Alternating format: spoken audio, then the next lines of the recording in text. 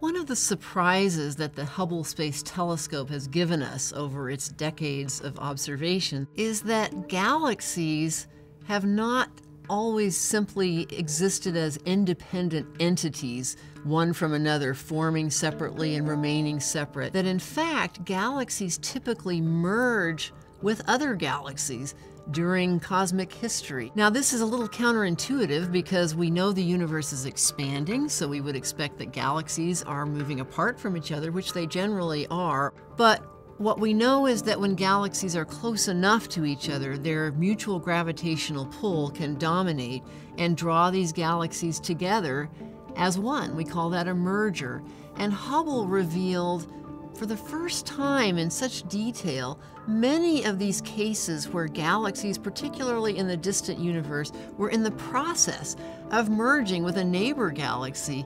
These dramatic mergers are not unusual. In fact, we believe now, thanks to Hubble and subsequent observations, that all galaxies typically go through at least one merger in the process to becoming what they are today.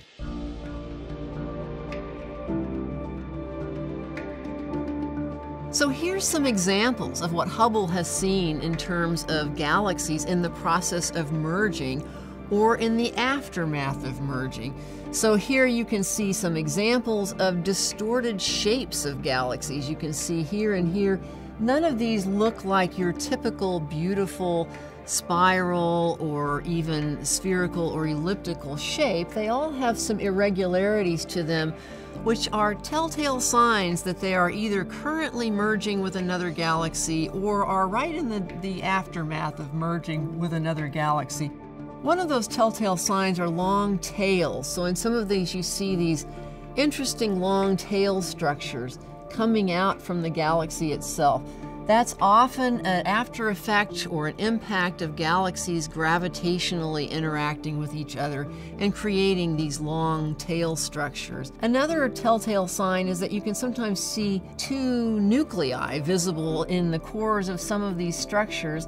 That means that there's still two bright cores of the originally separate galaxies that haven't quite completed merging together. An irregular structure, as all of these have, is always a sign that something has disrupted the original, more symmetric structure of these galaxies, and it's typically the interaction with a neighboring galaxy during the process of merging. Mergers can take millions of years, so these are not quick processes. And in fact, sometimes they are very interesting little dances where the galaxies can come close to each other and then begin to rotate around one another before they eventually merge. Or they can actually pass through one another and then be pulled back again and again before they eventually merge. So this can take a long time.